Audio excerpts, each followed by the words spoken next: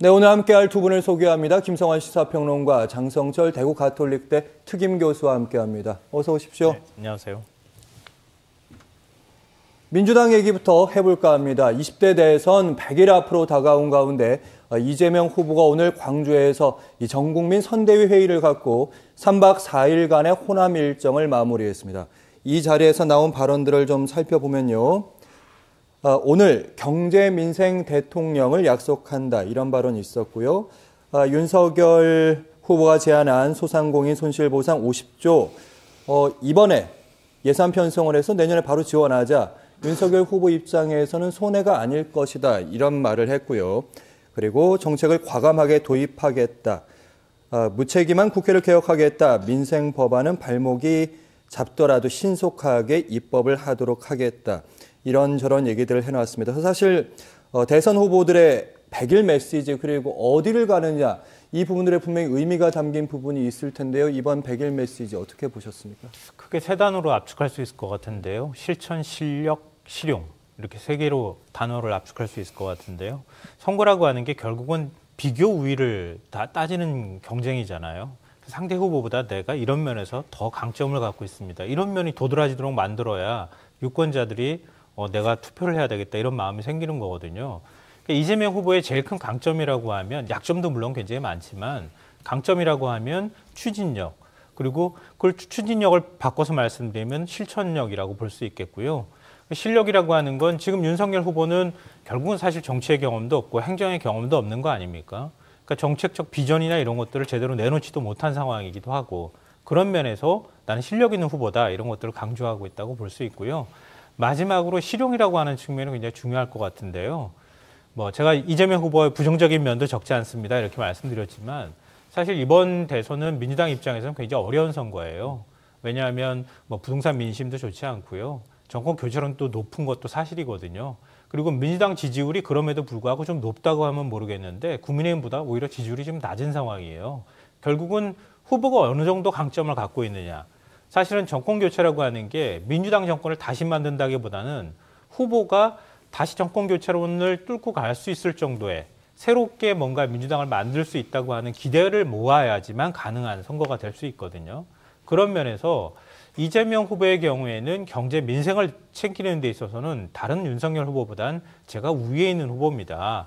근데 그러는 데 있어서 이념이나 이런 거에 얽매이지 않고 실용적인 노선을 저는 걷겠습니다라고 하는 걸 강조하는 거죠. 그러니까 예를 들면 이런 거죠. 윤석열 후보가 50조 그 손실보상금 제안했던 것도 같이 합시다. 상대방이 후보 공약이라 할지라도 지금 당장 자영업자들이 힘든 상황이니까 그거 제가 받아서 제가 하겠습니다. 이렇게 나서는 거죠. 그러니까 뭔가 이념에 얽매여서 민주당이 그동안에 추진해왔던 그런 방식보다는 좀 다른 방식으로 정책들을 추진할 수 있는 사람이겠구나 하는 믿음을 좀 주려고 하는 것 아닐까, 이렇게 생각합니다. 네, 김성환 평론가께서 실천, 실력, 실용 세 가지 3C를 얘기하셨는데요. 장성철 교수님은 조금 부담스럽습니다. 어떻게 메시지 읽으셨습니까? 저는 기본적으로 동의를 합니다. 본인이 가장 잘할 수 있는 것 정책이다. 나는 성남시장, 경기도지사 하면서 이미 정책적으로 검증받은 사람이다 라는 것을 강조하고 싶습니다. 그렇기 때문에 김성환 평론가께서 말씀하셨지만 손실보상 50조 원 이거 빨리 지금 논의해가지고 빨리 국민들께, 어려운 분들께 나눠주자, 이제 이런 식으로 얘기를 하고 있는데, 저는 이러한 얘기를 먼저 제안한 거는 두 가지 이유라고 봐요. 그러니까 하나는 너 진짜 할 거야? 진짜 할 수 있어? 이렇게 이제 얘기하는 거죠. 그리고 두 번째는 소상공인들의 표를 얻기 위해서 본인이 아젠다를 함께 공유하고 싶다라는 것으로 보여집니다. 저는 이번 기회에 이재명 후보가 얘기한 것처럼 한번 논의를 해봤으면 좋겠어요. 그냥 바로 주자 이런 것이 아니라 지금 예산안을 지금 국회에서 논의를 하고 있잖아요. 그때 좀 예산안 다른 곳에 들어가는 것들을 개수 조정을 해서 한번 50조 원이 아니더라도 좀 만들어 봤으면 좋겠어요. 그러니까 지금 윤석열 후보가 내년에 자, 손실보상 50조 어떻게 만들 거예요? 그랬더니 추경해야죠, 이렇게 식으로 얘기를 했거든요.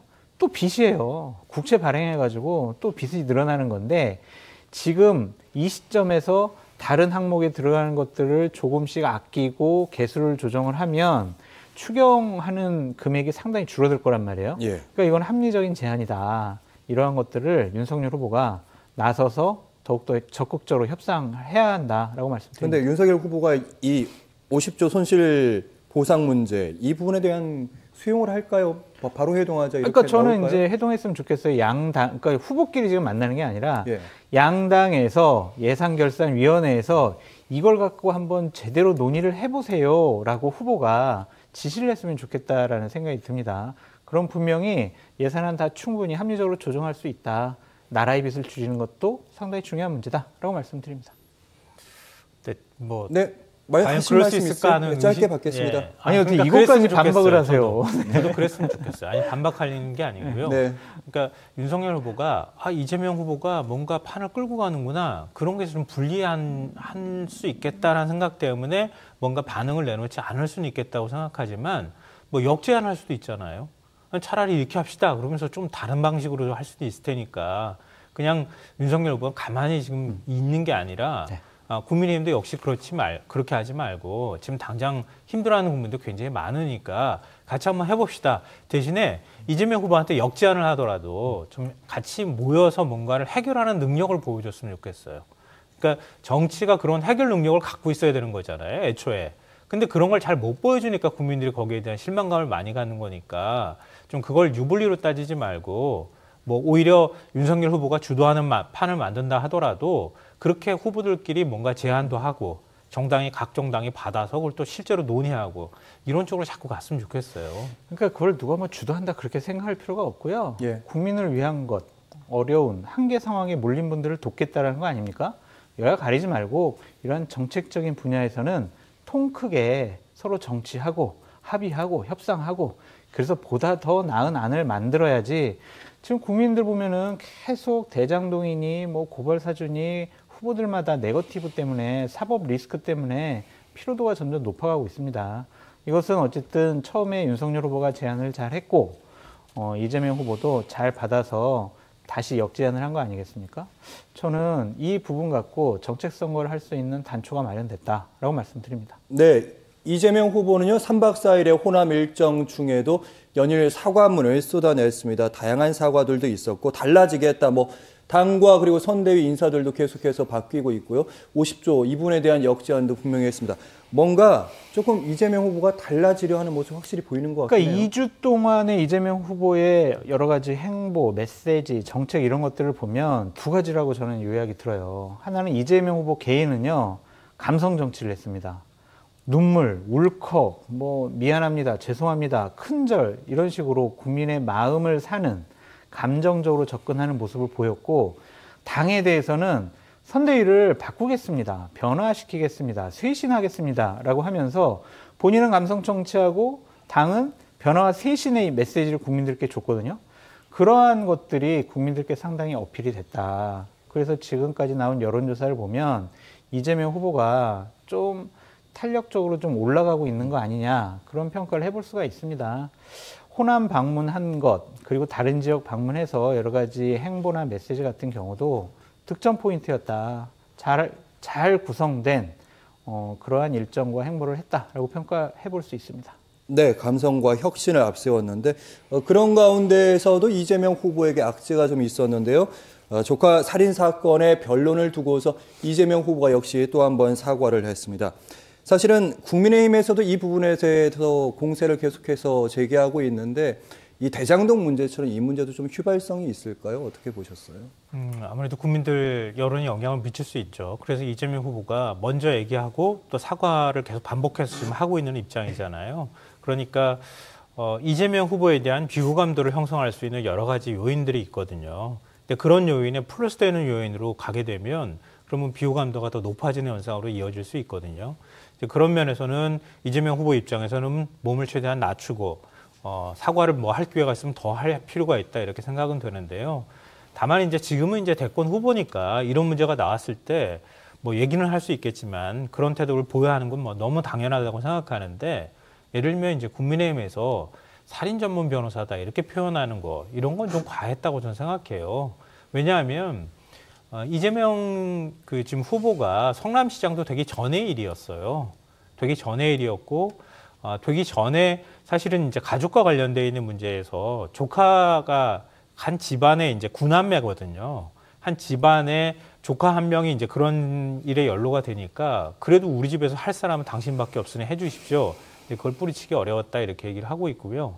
다른 살인사건 변호를 맡았다 이렇게 얘기하는데 당시 변호사 사무실에 또 다른 변호사도 있는 상황이었거든요. 그러니까 이재명 후보가 맡은 사건은 또 아니라고 합니다. 네, 그리고 이 변호사가 맡은 뭐 변론을 맡는다거나 이렇게 하는 사건 수임하는 거 가지고 마치 그 사람이 뭔가 살인을 변호하는 듯한 이렇게 해버리면 우리나라 변호사들은 그럼 뭐 일반 형사 사건은 아무도 못 맡겨요. 그렇지 않겠습니까? 검찰이 기소하는 사건에 대해서 어떻게 폭력 사건이나 아니면 또 흉악범이나 이런 사건들에 대해서 변호사가 어떻게 사건을 수임할 수 있겠습니까? 그러니까 정치인들도 지금 역시 변호사 출신 정치인들, 법조계 출신 정치인들 그러면 어떤 사건 수임했는지 다 그러면 찾아내면 비슷한 일들이 더 많을 수도 있겠다고 생각되거든요. 그러니까 그런 식으로 정치 공세를 펴는 건 저는 좀 바람직하지 않다고 생각해요. 그러니까 뭐 비판받을 소지도 있다고 생각하고요. 그게 여론에 그렇게 썩 긍정적인 영향을 미치지 않을 수 있다고는 생각하지만 근데 그런 걸 가지고 뭐 말씀드린 것처럼 마치 변호를 한 것을 살인사건에 연루된 것처럼 이렇게 표현할 수 있도록 그러니까 인식될 수 있는 표현을 한다거나 그런 건 지나치다 이런 말씀 드리고 싶네요. 네, 이 사건 같은 경우는 2006년에 발생한 사건이거든요. 2007년도에도 비슷한 사건을 변호를 했고요. 그렇다면 이 사람은 철학과 가치관이 과연 이런 거 아닐까? 라고 의심을 해볼 수가 있죠. 왜냐하면 본인 입으로 2006년도에도 본인 정치인이었어요 라고 본인이 얘기했거든요. 그냥 변호사가 아니었어요. 변호사분들 야 이런 뭐 살인사건도 변호할 수 있지 라고 얘기를 하지만 그 사건을 변호했던 대부분의 변호사들 거의 99.99%의 변호사분들은 정치를 안 하거나 대선 후보가 아니에요. 이재명 후보가 그냥 변호인이었으면 변호사였으면 우리가 이걸 비판 안 한다고요. 대선 후보였으니까 우리가 검증 차원에서 얘기하는 거고 또 하나는 말이 바뀌었다는 거예요. 당시에는 변호하면서 심신미약했기 때문에 좀 감형 좀 부탁드립니다 라고 얘기를 해놓고 얼마 전에는 심신미약으로 이런 사건 감형하는 거는 말도 안 됩니다 라면서 본인이 이런 얘기를 했잖아요. 그럼 왜 말이 바뀌었을까? 그에 대해서 명확하게 설명을 해야 되는데 그런 거 명확하게 설명 못해요. 그리고 저는 가장 유감이라고 생각하는 게 뭐냐면 네. 지난주에 이 사건과 관련해서 본인이 사과를 했거든요. 그 사과 동영상을 꼭 한번 보십시오. 이거는 사과한 게 아니라 억지로 변명한 것이다 라고 볼 수밖에 없어요. 표정, 억양, 말투, 내용 모두 다 그래요. 알겠습니다. 변호사라서 변호했고요. 그냥 뭐 먼 친척, 뭐 저 친척이 아니라고도 뭐 할 수도 없고요. 이런 식으로 막 정말 엉망진창이었어요. 이거 꼭 보셔야 된다. 그러고 나서도 네. 이재명 후보를 변호한다는 건 말이 안 된다라는 생각이 듭니다. 네, 그 말씀을 좀 듣겠습니다. 드리고 싶어요. 언론이 앞뒤를 다 뒤바꿔가지고 사실을 호도하는 경우가 굉장히 많은데요. 심신미약을 호도하면 안 된다고 생각하는데요. 왜냐하면 심신미약에 대한 국민적 반감이나 이런 게 많이 생긴 게 성폭력 사건 중범죄자의 경우에 심신미약으로 감형받거나 이런 일들이 최근 몇 년 사이에 있었고 지나치게 형이 너무 짧다 이런 비판들이 제기된 거는 사실 그렇게 많이 오래된 시간이 흐른 건 아니에요. 그러니까 그런 것들에 대한 사회적 인식이나 이런 것들이 젠더 감수성이나 아니면 대법원의 성인지 감수성과 관련되어 있는 판단도 나온 것도 몇 년 사이에 이루어지는 일들이에요. 그러니까 지금 2006년의 경우에는 심신미약을 일반적으로 변호사들은 심신미약을 많이 주장하곤 했어요. 그러니까 지금의 잣대를 가지고 2006년의 것들을 판단하는 것은 좀 지나치다. 그런 말씀 좀 드리고요. 네. 그러니까 지금의 것들로 이재명 후보가 뭐 말바꾸기를 한다 이렇게 비판해서는 안 된다고 생각해요. 그러니까 그거는 지금의 잣대로 과거를 비판하는 게 되는 거니까요. 네, 알겠습니다. 이 얘기는 여기까지 하겠습니다. 저 10초만 할게요, 제발. 왜냐하면 딱 10초 드리겠습니다. 예. 이 사건은 우리 법의 잣대로 보는 것이 아니라 상식, 도덕, 양심으로 판단하자는 거예요. 살인 사건이에요. 그걸 우리가 지금 시간이 지났다고 다른 잣대로 얘기하는 건 말이 안 된다 생각이 듭니다. 네, 분명히 두 가지 측면으로 볼 부분이 있습니다. 자, 100일 앞으로 다가온 내년 대선, 이재명 후보의 먼저 과제와 전략들을 정리를 해보겠습니다. 문재인 대통령보다 낮은 지지율, 그리고 여전한 비호감도 일부 여권 지지층이 외면하고 있다. 전략은요, 뭐 당연히 뭐 저 범진보 총결집하겠다. 그래서 요즘 뭐 정동영 이런 얘기들이 좀 나오는 거죠. 그리고 2030 특별하게 공략하겠다.